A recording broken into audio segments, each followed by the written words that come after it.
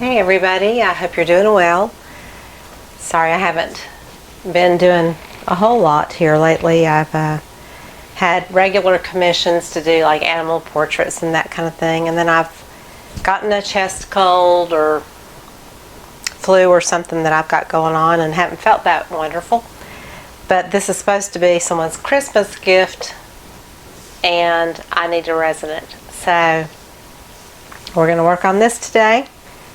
And I just wanted to show you the drips that dried from my puppy pad, which these can peel off super easy. That's what I love about puppy pads. And I'm going to make some Christmas jewelry out of this. So there'll be a later video on how to do that. I just wanted to show you that, what it looks like when you have your skins to dry on a puppy pad. Today I'm going to be working with FAMOWOOD Glaze Coat resin. It's a 1-to-1 part ratio. You mix for 5 or 6 minutes and then you put it in another container and mix for 5 or 6 minutes. I will fast forward through all that because that's the boring part. And the other thing that you want to make sure that you do is you want to make sure that you're level.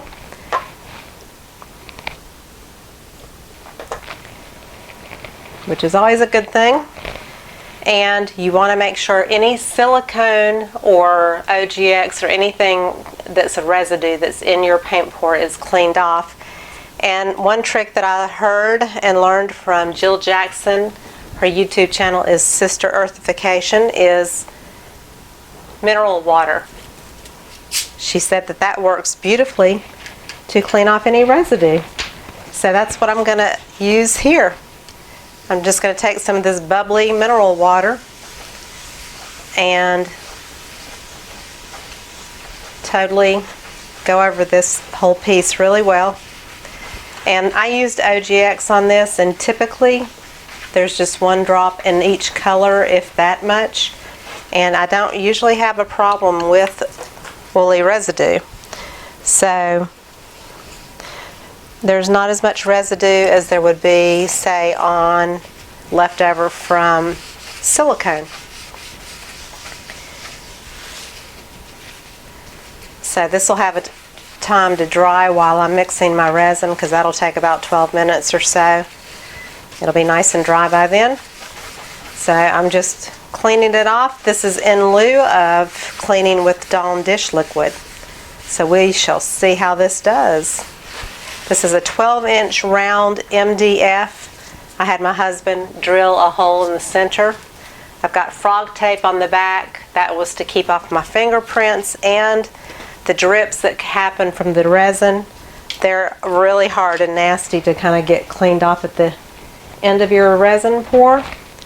So frog tape is fabulous. And then here's a clock mechanism that when I'm finished, you just actually, I've got tape on the bottom side, but you just actually pull that through and mount, but it comes from this direction, it comes from the underside, and then you mount your clock hands on this shaft, and then you put your numbers. And typically I do like to put my numbers on first. So I may do that really, really quick, because if you put your numbers in and then you put the resin on, the numbers are resin to the clock and there's never any chance of them coming off. Now there is silver in this pour, and it's not real strong. It's very subtle. And I kind of wish that I had silver numbers to go in the, as far as the numbers go, to go on the pour. But I do not have silver numbers. And this is hard to do when you have gloves on. I should have done this before I put my gloves on. But what I do is I ball me up a little center thing of tape so that the resin does not go down in my hole, because you want to be able to put the shaft of that clock mechanism through, so that is just to keep the resin from flowing through that hole. And the numbers and the clock mechanism I got from Michael's, so they're super easy to use. You just take the numbers and you literally just break off the tips. If you don't break it off at the right place, you've got to cut it with scissors or something. So I'm going to do maybe the 12.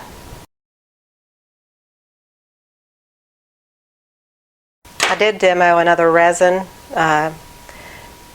It was ZD Sticky. I don't know how you say that, but I believe it's the German company. I was not pleased with the outcome of that resin. It was very thick and syrupy and kind of hard to work with. So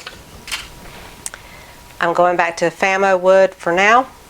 There's also Pro Marine that I've ordered, and I'm waiting for it to come in, and looking forward to giving that a shot too. So I have the orientation of the pour kind of where this almost looks like a floral thing right here.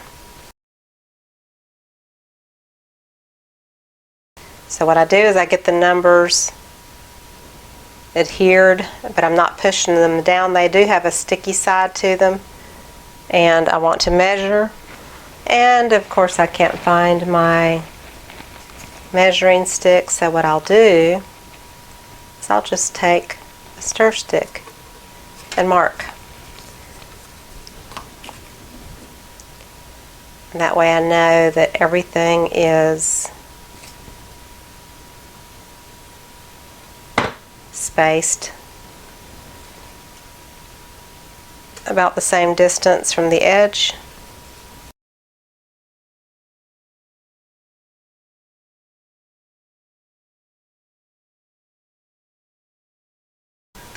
Alright, so I'm going to press those down firmly.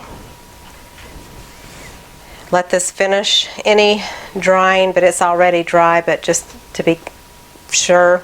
And I'm going to mix up the resin. And I have a heat gun close by for bubbles. And also, when you're finished with your resin, you need to have something like, this is a cake cover, but you need a box or some kind of a container, something along those lines to go over your item that you've resined, to keep any dust or fur from floating around in the air and getting into your resin. Hair, like in the last resin thing, I had a hair or so in my resin on my tiles that I did. With FAMOWOOD, you mix in one container for 5 or 6 minutes, then you switch it to the other container and mix it again for the same amount of time. I've got a timer. You always need equal amounts of each portion A and B. They have to be perfectly equal.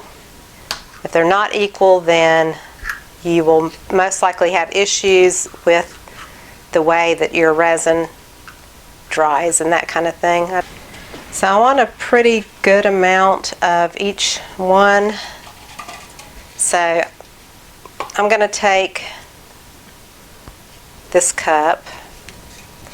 These are 12-ounce cups. So I'm going to go up to that very first line in the cup along the edge. And then I'm going to pour the exact same amount of the other part. And I mean the exact same amount. They have to be perfectly the same. Make sure you don't have any dust or particles or anything in your container that you're mixing in. So I'm going to resin this clock, and I'm going to do 5 6-inch tiles that I had done the Bloom Shelley art style technique on, and they cracked, and I filled the cracks in with gold paint, and I'm going to resin it just to see if I can fill in the cracks and make it look interesting. It's kind of an experiment.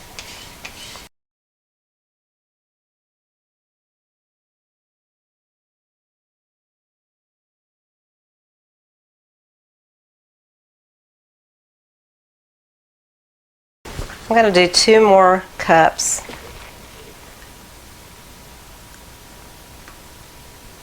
Just to make sure I have exactly enough resin. I'd rather have too much than not enough. So I'm going to put a little bit more.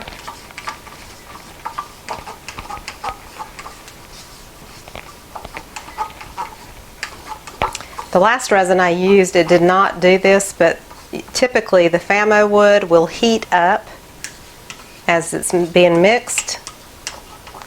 And so you kind of know that it's beginning to do its thing because you feel the heat of the container when you're mixing it.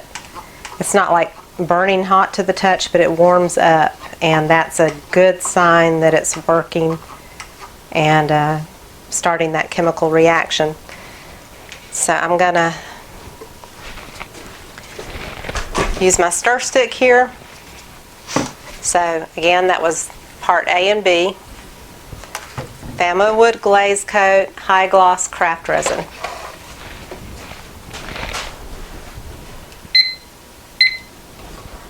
So I'm starting my timer.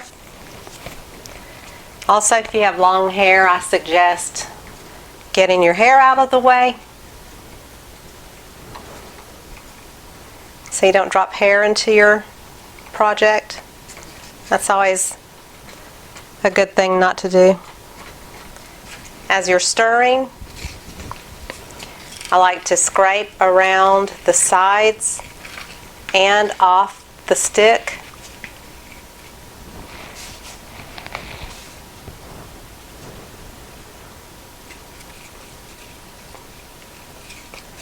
So continually scraping around the edges and the stick just to make sure that all the product is intermingled as best as possible. That's a good technique to do even when you're mixing paints with your pouring medium, that kind of thing, is to always scrape around the edges and scrape off your stick every so often just to make sure it all gets mixed in really well.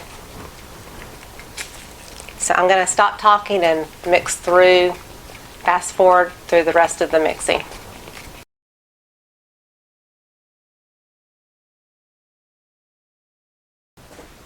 Okay, that's timer, and now I'm going to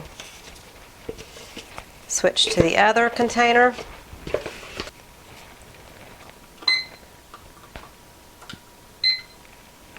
Starting the timer.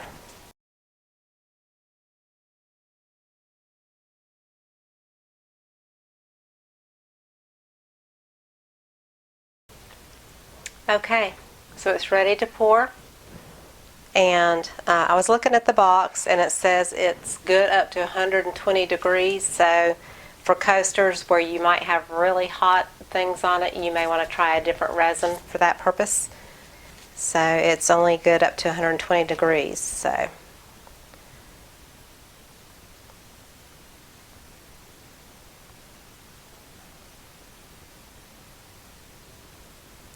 I'm going to pour right over the numbers and everything.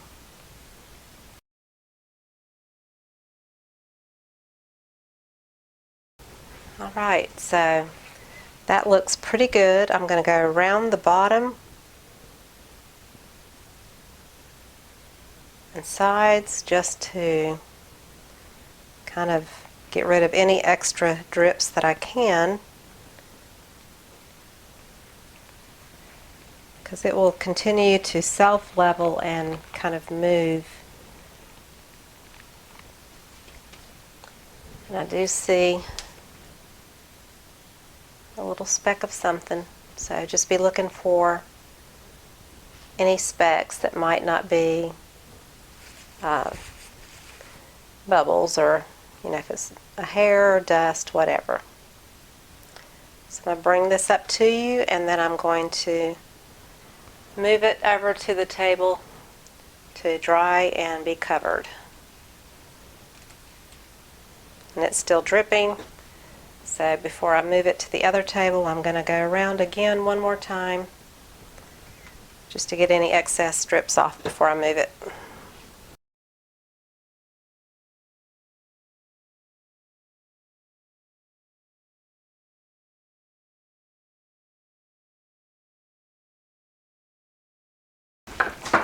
So I've got 4 tiles left that I've already resined, and the resin was not real perfect. I'm going to go back and put one more coat on.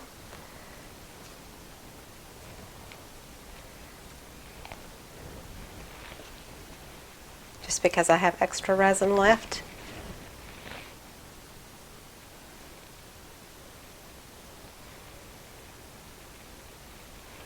It's a different brand, so I'm not sure how it will do, but I'm assuming it'll do okay.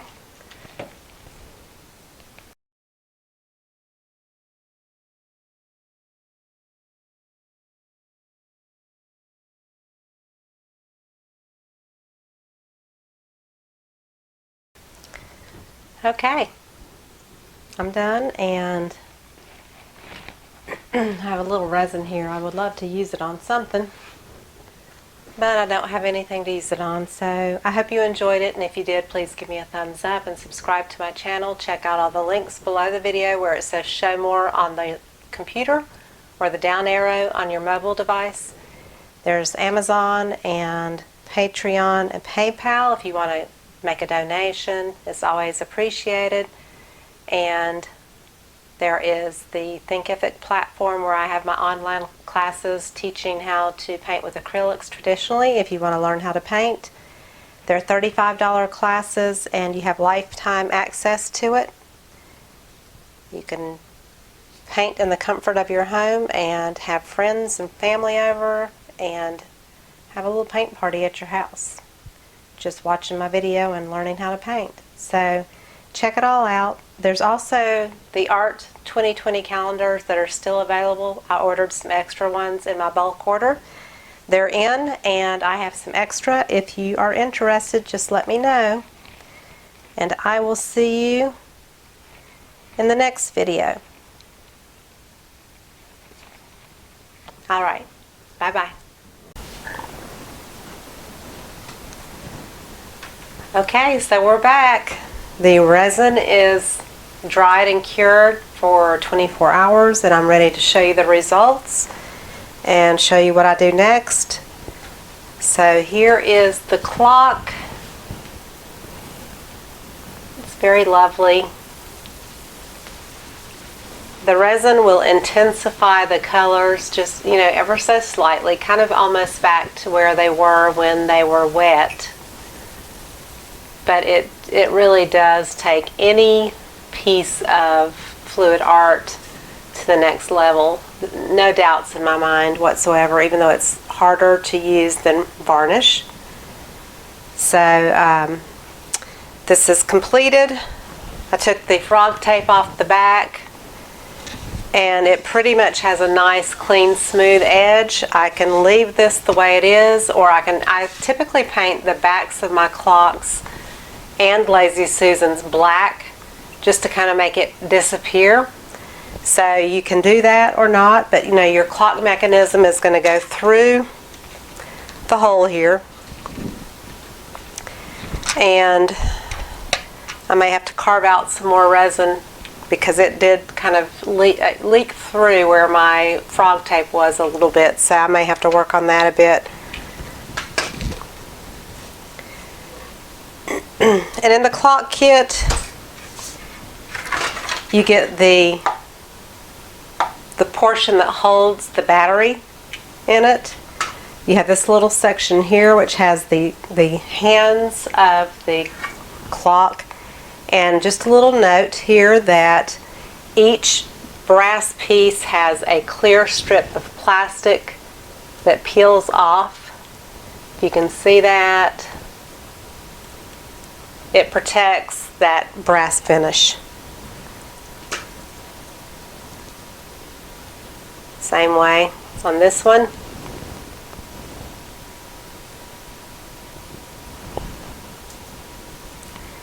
And I always have a hard time finding it on the second hand.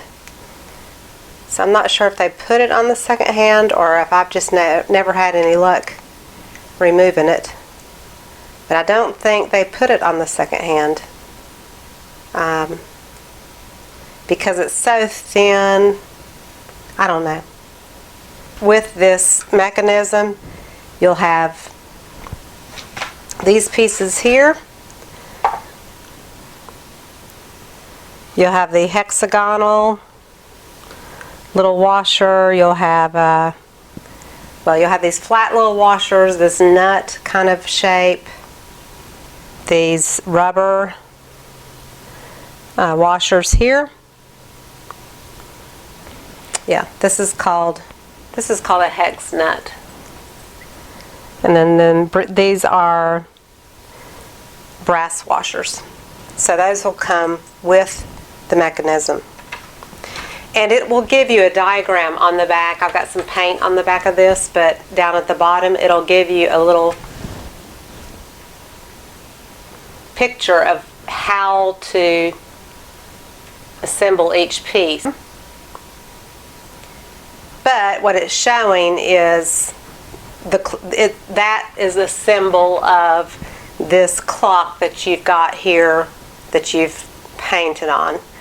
So what would happen would be you have this, and then you have your washer or two, the rubber ones.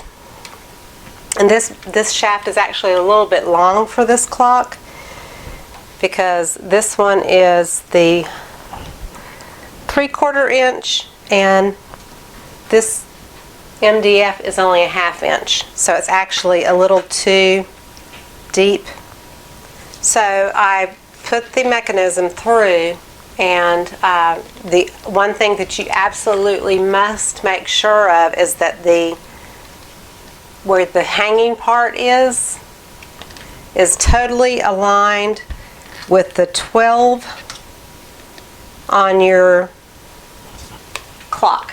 Because if you have it in a different area, then that means your clock's going to hang whichever direction you put it. So you've got to make sure that is totally lined up with your 12. So typically, anytime you place your resined piece on something, put it on a soft towel. Don't ever place it on any hard surface, because there's a chance that you can scratch it. What I'm going to do is put some frog tape across this and perfectly line it up with the 12. And I'm going to keep that taped until I have everything attached nice and firm and all that. Whoops. Okay. So after you put the clock through the piece, the next thing that's going to go down are your washers. And I've actually got 2 washers, and I'm going to use both of them because this shaft is a little taller than I actually need. So I'm thinking I've got to use this one. So you put your brass washers, and then you put down your hex nut and you screw that down. And you want to screw that down nice and tight, and that's why I tape this in the back, because when you screw this down nice and tight, it will often make the piece in the back turn on you. So that is why I taped it, to help ensure that it does not turn. And sometimes I will use pliers in order to get this to really be nice and tight. And I think I'm going to grab some pliers.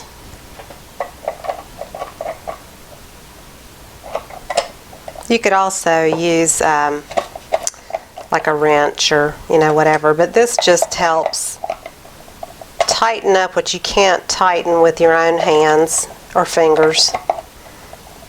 And again, I'm holding the black battery holder in the back, so it's nice and tight. And I'm also making sure that my wrench or pliers are not touching the resin. You don't want to scratch that resin in any way. Alright, so I think that's pretty tight. The next one is the smaller hand with the circular, the hour hand.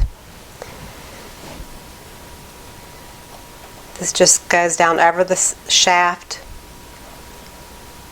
and it should stop at a place where it's totally parallel with the clock, and it should not wiggle or anything like that. So that is already down. I realized that I had one piece that I was missing. It's the open nut, which is the really small one that will go on the top. Okay, so the next one is the minute hand. And again, these are very fragile, so they will bend very easily. And the one thing I want you to notice is that it's not a true circle in the middle. You see, it's more of a rectangle with curves on the ends, but there are two straight sides on the left and right there, if you can see that. The same is true with the shaft. The shaft has two straight sides and it has two curved sides. It's not a total circle. So you have to line up the minute hand on top of that shaft. Otherwise, you cannot get that minute hand onto the shaft, because if you think you're putting it on a circle, you're wrong. It's straight edges with a curved bottom and top.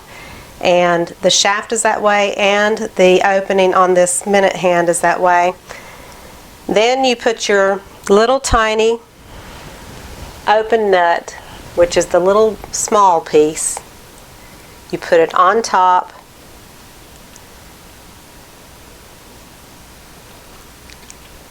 And you screw it,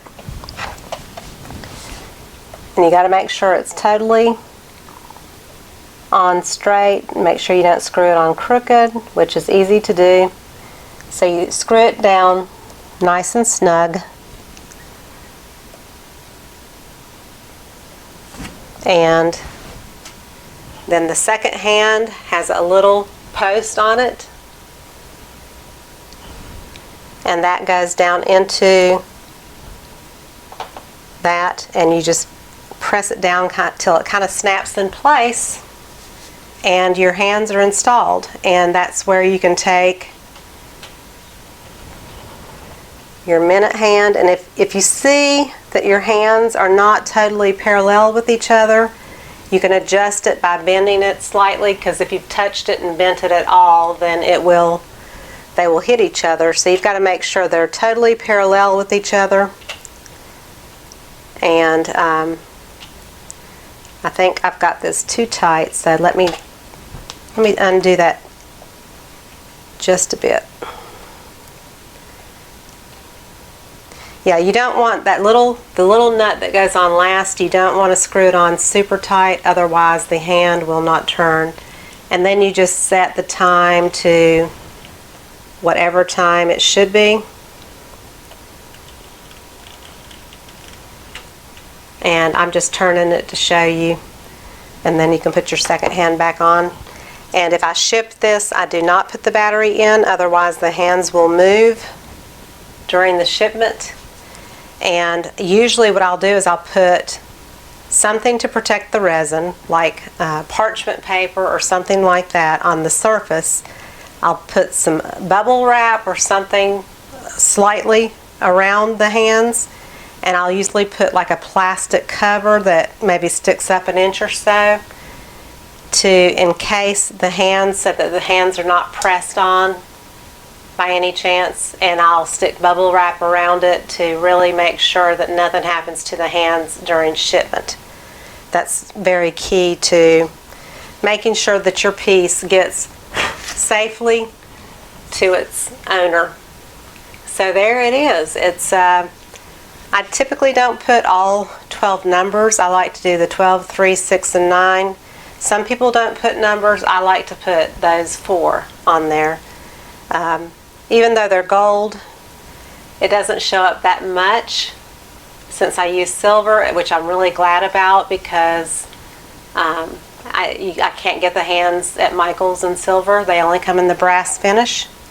You can find them online, and they come from eBay and places, but I didn't have time shipping wise to do all that, so I had to use what was local to me. resource-wise. So there it is, and it's on in the back. I probably will not paint this, but if I did, I would usually do it black, like I said, just to make it kind of go away. And I'll often sign the back because I typically haven't signed my clocks on the front. And a regular AA battery goes in there. I can feel that this is nice and secure, which is what it should be.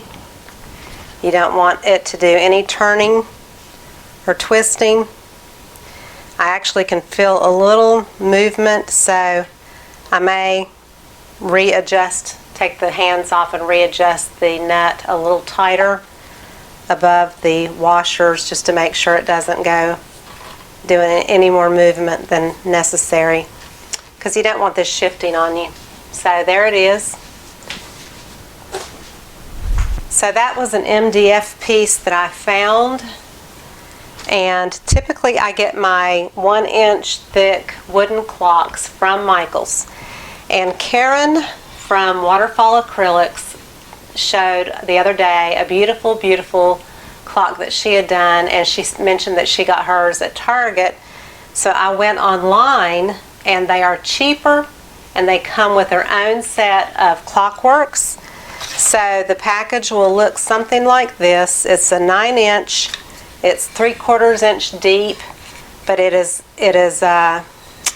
this portion here is recessed, and then there's a second layer that's apparently they're glued together somehow. And her whole point in that post was to tell people to use gesso on the wood, not Kills primer, because the primer makes the wood separate. So gesso this piece